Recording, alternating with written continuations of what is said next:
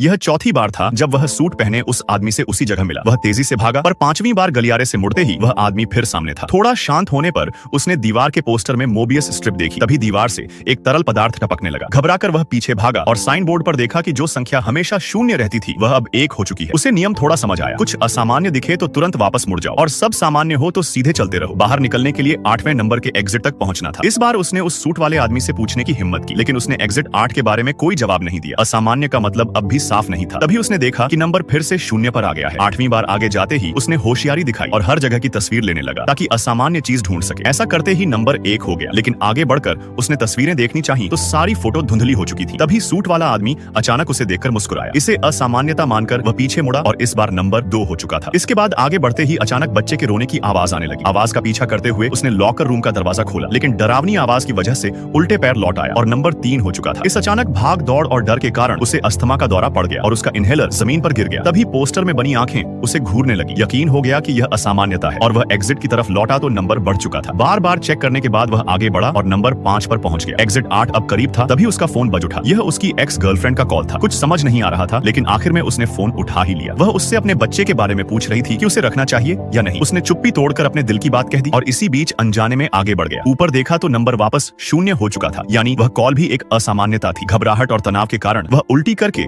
जमीन पर बेसुध लेट गया। कुछ समय बाद वह खुद को हिम्मत देकर वापस उसी रास्ते पर चल पड़ा। नंबर 1 होता देख उसने हकीकत स्वीकार की, लेकिन मुड़ते ही एक और असामान्यता दिखी। सुरंग में एक छोटा सा लड़का था। उसे असामान्यता समझकर वह पीछे मुड़ा तो नंबर 0 हो गया, यानी वह लड़का असली था और वह भी इसी तरह यहाँ फंसा हुआ था। लड़का उस सूट वाले आदमी की ओर इशारा कर रहा था, लेकिन वह कंफ्यूज था क्योंकि वह उस आदमी को सिर्फ एक इल्यूजन मान रहा था। लेकिन इस लूप में कोई भी सिर्फ दर्शक नहीं था, हर एक की अपनी कहानी थी। जैसे ही नंबर 4 हुआ, सूट वाला आदमी बहुत खुश हुआ और लड़के को लेकर आगे बढ़ने लगा। दरअसल वह भी इसी लूप में फंसा हुआ था और बाहर निकलने के लिए संघर्ष कर रहा था। नंबर 5 होते ही उसका आत्मविश्वास और बढ़ गया। आगे बढ़ने पर उन्हें एक महिला दिखी जो अजीबोगरीब बातें कर रही थी। आदमी इसे असामान्यता मानकर लड़के को खींचकर वापस भागा और इस बार नंबर 6 हो चुका था। फिर आगे बढ़ने पर आदमी ने देखा कि लड़का एक दरवाजे के सामने बुत बनकर खड़ा है। वह जल्दी में था, इसलिए उसने ध्यान नहीं दिया कि दरवाजे का हैंडल बिल्कुल बीच में आ गया था। उसने जैसे ही लड़के को खींचकर आगे बढ़ना शुरू किया, नंबर 0 हो गया। आदमी यह देखकर पूरी तरह टूट चुका था। सारा गुस्सा निकालकर वह फिर आगे बढ़ा, लेकिन मुड़ते ही उसे सीढ़ियां दिखाई दी। वह बहुत खुश हुआ और दौड़ पड़ा। लड़के ने उसे रोकना चाहा क्योंकि पहली मंजिल पर सीढ़ियां होना एक असामान्यता थी, लेकिन आदमी नहीं माना और एग्जिट की तरफ भाग गया। और अब वह आदमी उस महिला की जगह ले चुका था और एक नया एनपीसी बन गया था। लड़के के पास आगे बढ़ने के अलावा कोई चारा नहीं था जब तक कि वह मेन कैरेक्टर से वापस नहीं मिला। लड़का चुपचाप आगे बढ़ता रहा। नंबर 1 होने पर दोनों बिना कुछ बोले हर चीज की जांच करते हुए